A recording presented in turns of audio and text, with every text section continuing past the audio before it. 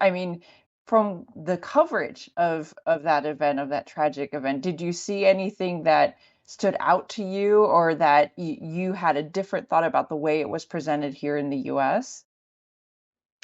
No, I think I've now come to cover enough school shootings and mass shootings to know that this is a uniquely American problem, right? That will or won't have a uniquely American solution. And I think we can talk about that for a whole nother session if you want some time.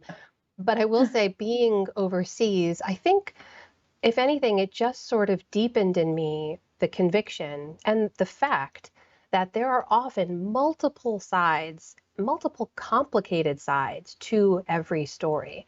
And the best we can do as journalists is not to make up our minds about these things, but to continue to be curious and to continue to learn. Because I was often confronted with the same story that was being viewed one way in the United States and a completely separate way on the ground in Afghanistan or Pakistan. The US drone strikes are a perfect example of that. Here in the United States, it was covered as a national security issue.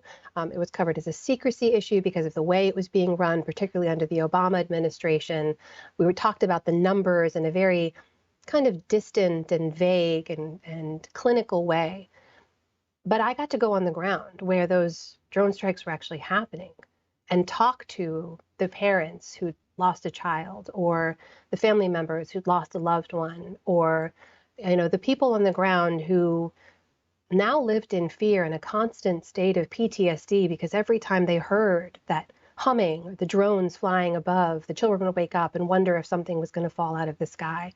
It was just the kind of detail and understanding to a story that wasn't necessarily making its way into the reporting back here in the United States. And so I worked to kind of close those gaps where I could.